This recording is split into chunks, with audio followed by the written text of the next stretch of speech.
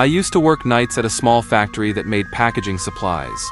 It wasn't one of those huge industrial complexes with hundreds of employees. This place was modest. Just a few large rooms, rows of machines, stacks of boxes, and the hum of fluorescent lights that never seemed to turn off. Most nights, there were only 2 of us on shift, me and another guy named Mark. We weren't close friends, but we got along fine. We'd talk during breaks, complain about the hours, share snacks when the vending machine was empty. But mostly, we kept to our own tasks. Working nights in a factory has a strange rhythm. There are long stretches where all you hear is the drone of machines and the echo of your own footsteps. The air smells like cardboard and dust, and the shadows between the stacks of pallets feel darker than they should. One night, around 3 in the morning, I was stacking boxes near the loading area when I heard Mark call my name. "Jake, can you give me a hand over here?" I paused, brushing the dust from my gloves. His voice sounded urgent, like he really needed me. "Yeah, coming," I called back, and started toward the storage hall where I thought the sound came from. The factory felt even quieter than usual as I walked. The machines in that wing were shut down for the night, so all I heard was the hollow tap of my boots on the concrete. When I turned the corner into the storage room, I noticed right away that something was off. The lights were out. That whole section of the factory was swallowed in shadows. "Mark?" I called. No answer. I pulled out my phone and switched on the flashlight. The beam cut through the dark, landing on stacks of pallets and boxes pushed against the walls. The air smelled faintly musty, like old cardboard. "Where are you?" I asked, trying to sound casual. Still nothing. Then, just as I stepped farther in, I caught movement out of the corner of my eye. A shadow, slipping behind one of the pallet stacks. I froze. "Quit messing with me," I said, forcing a laugh. "It's too late for games." Silence. The beam of my phone light wavered as my hand shook slightly. I waited, listening, straining to hear footsteps or breathing, but the room stayed quiet. That's when I heard Mark's voice again, except this time, it came from the other side of the factory, distant, muffled, but clear. "Jake, come here." I froze solid. If Mark was across the building, then who had called me into the dark storage room? The realization sent a chill racing through me. My pulse hammered in my ears. I turned and hurried back the way I came, moving as fast as I could without breaking into a run. When I found Mark, he was by one of the machines, fiddling with a control panel. He looked up as I approached. "What's up?" he asked. I stared at him. You didn't just call me?" He frowned. "No. Why?" I explained everything. How I'd heard him calling me from the storage hall, how I'd gone to check, and how I'd seen someone, or something, moving in the dark. Mark's face went pale. He set down his tools and whispered, "I swear to God, I heard you calling me earlier." The words hit me like a blow. We just stood there, staring at each other, both realizing the same thing. Something had been trying to separate us. Neither of us wanted to admit it out loud, but we stayed close for the rest of the shift. Neither of us went back to the storage area. We worked side by side, jumping at every echo and every creak of the old building.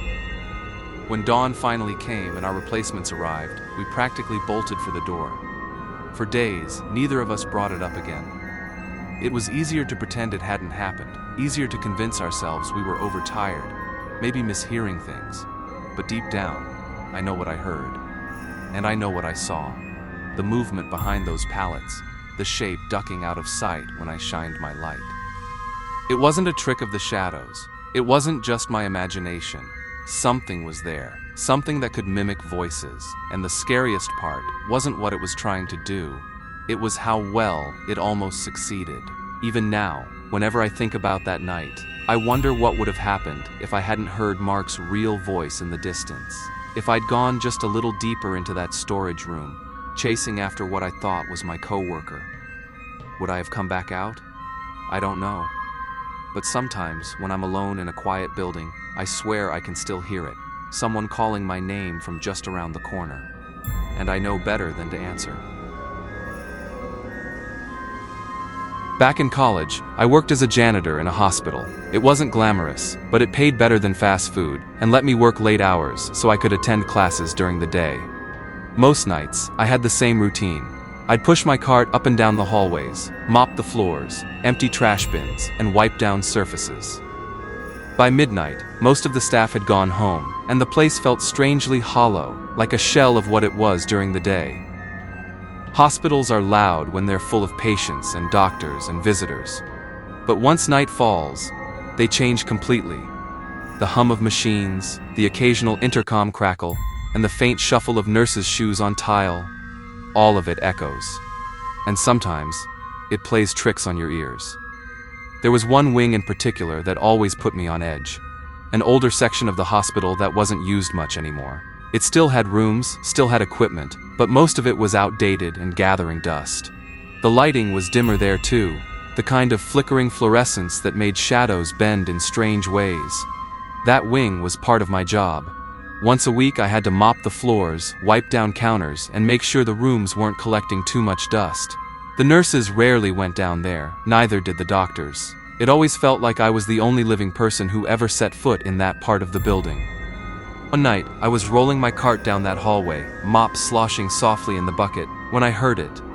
The sound of wheels turning on tile. At first I thought maybe it was a gurney, or maybe one of the nurses' moving equipment. But the sound was distinct. Soft squeaks, steady rolling, like a wheelchair. I froze. The sound was coming from farther down the hall, around a corner. It echoed faintly, rhythmic and slow. "Hello?" I called out, my voice sounding too loud in the still air. "Do you need help?" No answer, but the sound kept going. Squeak, squeak, squeak, rolling toward me. I gripped the mop handle in both hands, my pulse quickening. The hallway was too quiet, too empty. Something about those wheels felt wrong. I forced myself forward, turning the corner with my flashlight raised. The hallway ahead was empty. No wheelchair, no nurse, no patient. But halfway down the hall, sitting in the middle of the floor, was an old rusted wheelchair. It hadn't been there when I started cleaning. I would have noticed. The sight of it chilled me. The way it sat perfectly centered in the hall, facing me, as if it had been placed there intentionally. I took a step back, gripping the mop tighter. My throat felt dry as I whispered, "Is someone there?" Silence. The fluorescent lights above flickered once, twice, then held steady again. When the lights came back fully, I blinked in disbelief. The wheelchair had turned. It was now facing away from me. I felt a rush of cold panic and spun on my heels, leaving my cart behind as I hurried back toward the main wing. My footsteps echoed faster and faster, until I was nearly running. When I reached the nurse's station, I stopped to catch my breath. A nurse glanced up, raising an eyebrow. "You okay?" she asked. I nodded quickly, forcing a shaky smile. "Yeah, just thought I heard someone down there." She shrugged, uninterested, and went back to her paperwork. The rest of the shift, I stuck to the main wings. I avoided that old hallway entirely. But when I came back the next morning with my supervisor, I asked him about it. I told him about the wheelchair, how it was in the middle of the hallway one minute and turned the next. He gave me a strange look. "That section hasn't been used in decades," he said, "and there aren't supposed to be any wheelchairs stored down there." We went together to check. My mop cart was still sitting where I'd abandoned it. But the wheelchair? Gone. No trace of it. Not in the hallway, not in the empty rooms. Nothing. I asked if someone might have moved it, but my supervisor just shook his head. "Nobody goes down here except us," he said. For the rest of the time I worked there, I avoided that wing as much as possible. Every squeak of my cart wheels or creak of a door set me on edge. And every so often, when I thought I was alone, I swore I could hear it again. The faint, steady sound of wheels rolling across tile. Never fast, never hurried, just slow. Like something patient. Something that knew I would eventually come back down that hallway. Even years later, when I think back to that night, I can still hear it. That sound, echoing in an empty hospital, growing closer with every squeak. And I know I wasn't imagining it. Because things that aren't really there don't leave wheelchairs sitting in the middle of the floor. I used to work as a security guard at a large office building downtown. It wasn't one of those sleek, modern high-rises with bright open spaces. This one was older, about 20 stories tall, with long, echoing hallways and fluorescent lights that always seemed too dim for comfort. The building closed to the public around 8 p.m., which meant from then until morning it was my job to make sure nothing went wrong. No break-ins, no alarms, no fires. Just me, my flashlight, and an endless routine of walking empty floors. On paper it sounded simple. Easy money, right? But you'd be surprised how eerie an empty office building feels at 3 in the morning. Every sound echoes. The hum of the air vents, the faint creak of a wall, the occasional clatter of something shifting in the pipes. You start convincing yourself the place is alive. One night, I was sitting in the security office watching the camera feeds. Each floor had at least one camera, sometimes more. I'd grown used to staring at those monitors, zoning out as the same static shots looped through. Empty hallways, empty stairwells, empty lobbies. But that night, something on the 12th floor camera caught my eye. At first, I thought the screen had glitched, because there, in front of one of the windows, was a figure. It looked like a woman, long dark hair, standing perfectly still, staring out at the city. Frowned, leaning closer. That floor was locked. Nobody was supposed to be up there. Even the cleaning crew had finished hours ago. I checked the key logs on my screen. No one had badged into the 12th floor since 8:30 p.m. It was almost 2 a.m. A chill spread across me, but I reminded myself to stay professional. I'd caught homeless squatters in office buildings before. Maybe someone had slipped inside during the day and stayed hidden until night. That had to be it. So I grabbed my flashlight, clipped my radio to my belt, and rode the elevator up. When the doors slid open, the 12th floor was silent, completely still. The hum of the fluorescent lights filled the air, but nothing else. No footsteps, no voices. I stepped out cautiously, shining my flashlight down the hallway. The walls were lined with cubicles and glass-walled offices, all empty. "Security!" I called out, my voice bouncing off the walls. "If anyone's here, you need to leave. This building is closed." Nothing. I walked to the office where I thought I'd seen the figure standing by the window. The blinds were half open, the city lights glittering outside, but the room itself was empty. I stood there for a moment, uneasy. I'd been sure I saw someone. Finally, I sighed and convinced myself it must have been a trick of the camera. Maybe glare, maybe an old recording glitch. Went back to the elevator, pressed the button for the lobby, and returned to the security office. But when I sat back down and looked at the monitors, I froze. There she was again, on the 12th floor, standing in front of the same window, same posture, same hair falling over her shoulders. Only this time, she wasn't facing the city, she was facing the camera. My breath caught. I stared at the screen, my hands gripping the desk. It wasn't a glitch. It wasn't glare. Someone was really up there. I considered calling the police, but I told myself I'd do one more sweep. Maybe I'd missed her the first time. Maybe she'd been hiding in one of the conference rooms. I went back up. My footsteps echoed in the hallway as I turned corners, checking every office, every break room. My flashlight cut through the shadows, bouncing off empty chairs and desks. That's when I heard it. Footsteps. Soft, deliberate steps just ahead of me. "Hello?" I called out, trying to sound firm. "This is security. You need to come out right now." The footsteps stopped. I moved forward slowly, my pulse pounding in my ears. When I reached the end of the hallway, I swung my flashlight into the room. Empty. The only sound was the buzzing of the lights above. I stood there for a long time, trying to calm down. Maybe the sound had come from upstairs or downstairs. Old buildings echoed in weird ways. Finally, I shook it off and went back down to the security office. I was rattled, but I told myself it was over. I double-checked. No one was there. But when I looked at the monitors again, I almost dropped my flashlight. She was closer. Not by the window anymore. She was standing in the middle of the hallway, directly in front of the camera. Her face was obscured by her hair, pale skin barely visible under the fluorescent light. I swear I felt the air grow colder in that tiny security room. I grabbed the radio, my voice shaking.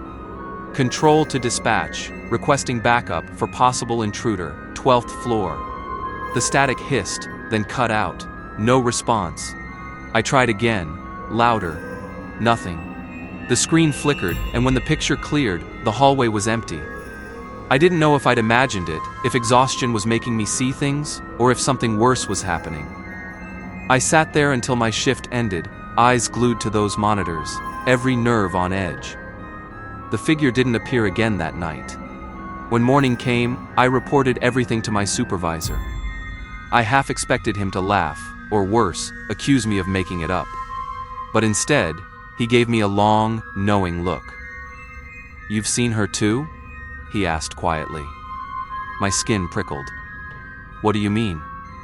He leaned back in his chair, sighing. "Couple of guards quit after nights like yours. Always the 12th floor. Always a woman by the window. I asked if there had ever been anything, like an accident, or someone who worked there who passed away. But he shook his head. Not that I know of. She just shows up." That was the last shift I worked in that building. I told them I couldn't do nights anymore, and I transferred out within a week. Even now, years later, I sometimes wonder if what I saw was really a ghost, or if it was something else entirely, something that wanted me to notice it. Because when I think back, the detail that disturbs me the most isn't how she vanished, or how she stood so still. It's that she turned from the window to face the camera, almost like she knew I was watching. I used to work at a 24-hour diner on the edge of town. It wasn't a busy place, especially during the night shift. Most nights, it was just me, one cook in the back, and maybe a couple of regulars who came in after their late shifts. The diner had this old-fashioned feel-red vinyl booths, checkered floor tiles, fluorescent lights that buzzed faintly overhead. At night, the world outside the windows looked pitch black, like the building was floating in a void. It could get lonely, but it was easy money. Most customers were truckers, cops, or late-night drunks wanting coffee and eggs before heading home. But one night, something happened that I'll never forget. It was around 2:30 in the morning. The place was empty, and I was wiping down the counter, humming to myself just to fill the silence. The cook was in the back, prepping for the morning rush. That's when the bell above the door jingled. I looked up and saw a man step inside. He was tall, thin, with messy hair and a long coat that looked too heavy for the season. His clothes looked worn, almost dirty, like he'd been on the road for days. He didn't smile or greet me, just walked slowly toward the counter and sat on one of the stools. Something about him felt wrong. Not just his appearance, but the way he moved. Too stiff, like each step was practiced. "Coffee?" I asked, trying to keep my voice casual. He nodded once, eyes fixed on me. Not in a friendly way, not even curious, just staring, unblinking. I poured him a cup and slid it across. He wrapped his hands around it but didn't drink. He just kept watching me. After a long silence, he finally spoke. His voice was low, gravelly, almost like he hadn't used it in a long time.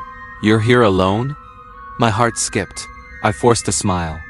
"No, the cook's in the back." The man tilted his head, like he was studying me. His eyes looked almost too wide, too dark. Then he said something that made my skin crawl. "Good.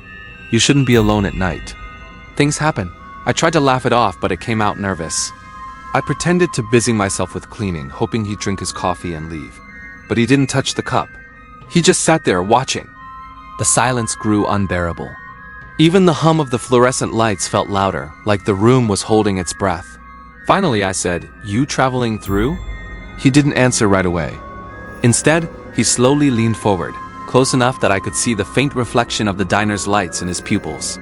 Then he whispered, "Do you lock the doors when you're here at night?" I froze. Before I could answer, the cook pushed through the kitchen doors, wiping his hands on a towel. The sound seemed to break the tension, and the man immediately sat back, almost too quickly. The cook glanced at him, then at me. I could tell from his face that he felt it too. Something was off about this guy. The cook asked if he wanted food, but the man just shook his head. Then, without another word, he stood, slid off the stool, and walked out.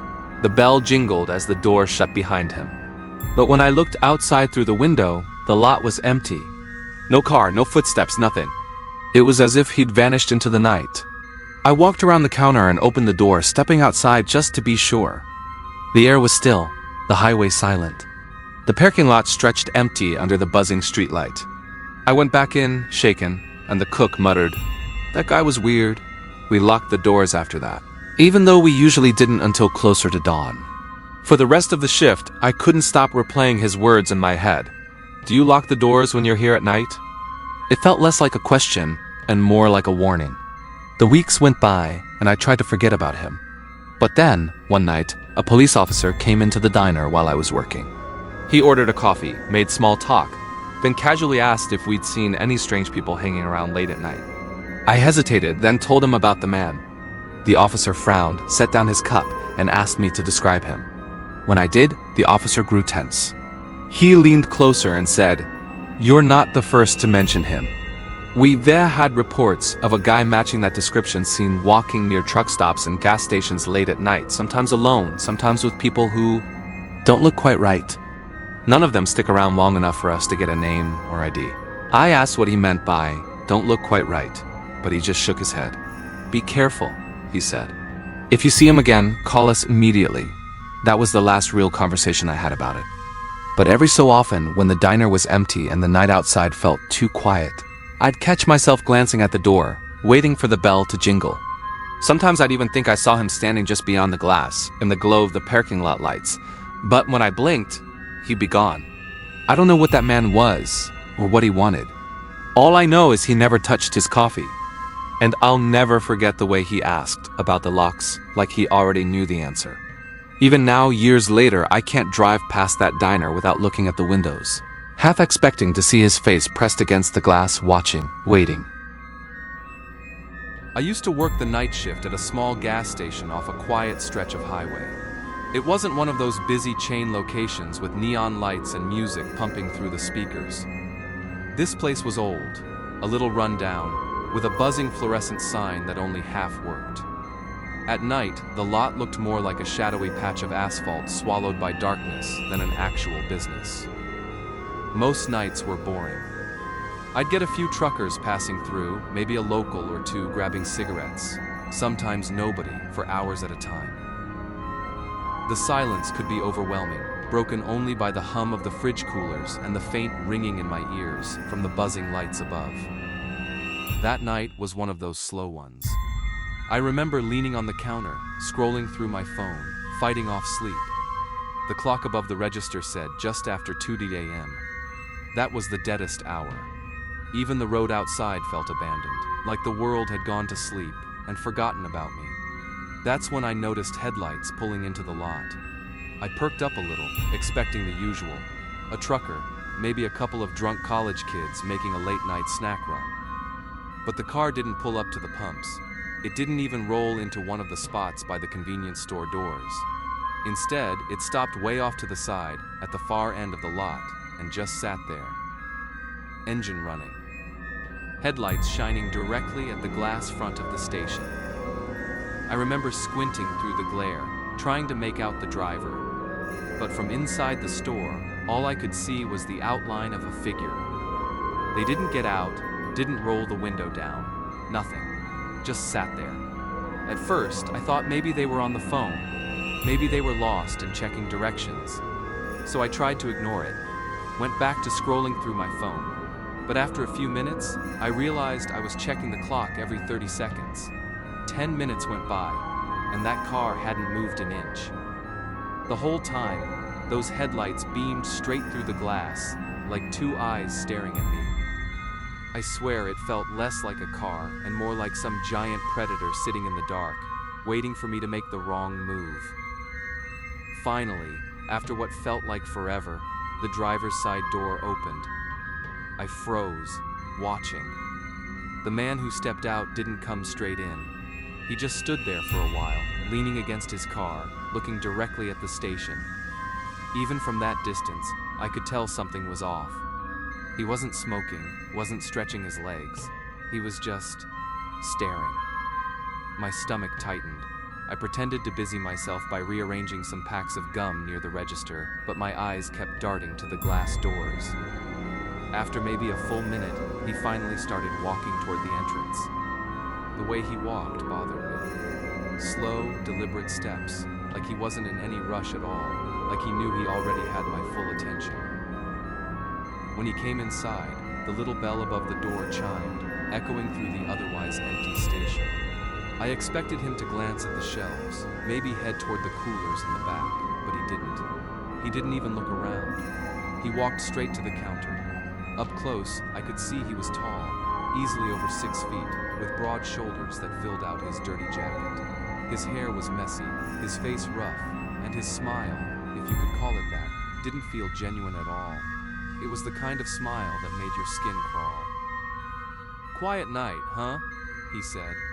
His voice was low and gravelly, almost amused. I gave a small nod, forcing a polite smile. "Yeah, it's been pretty dead."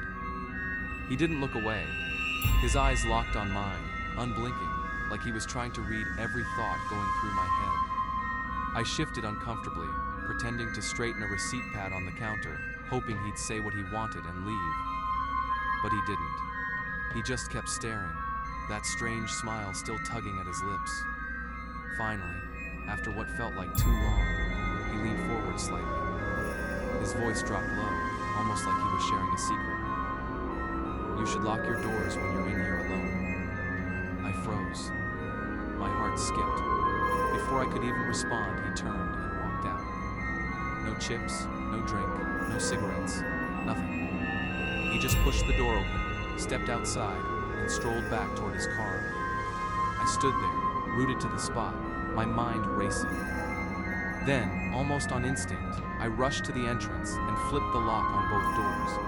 My hands were trembling as I slid the bolts into place. That's when I noticed movement outside. The man had gotten back in his car, but the driver's door wasn't the only one that opened. The passenger side door slowly swung open as well. That's when I realized someone else had been in the car the whole time, crouched down low, hidden from view. I watched in shock as a second figure, just a shadowy outline, slipped back inside the vehicle. They hadn't come out all the way, just enough for me to see they'd been there. The driver got back in, started the engine, and the car slowly rolled away, disappearing into the night without ever stopping for gas. I stood frozen behind the locked glass doors long after the taillights vanished. My entire body was trembling. For the rest of that shift, I couldn't shake the thought that if I hadn't locked the doors when I did, if I had brushed off his warning or waited even 30 seconds longer, both of them would have walked in. And whatever their plan was, I knew it wouldn't have been good. That night taught me something about real fear. It's not the sudden loud bang or the jump scare that gets you. It's the quiet moment when you realize how close you came to something you'll never fully understand, and how easily it could have gone another way. Even now, years later, I still get chills when I think about it. Because when that man leaned in and told me to lock the doors, it wasn't kindness in his voice. It sounded more like a test, and I'll never forget the way my hands shook, standing alone in that gas station, replaying his words in my head. "You should lock your doors when you're in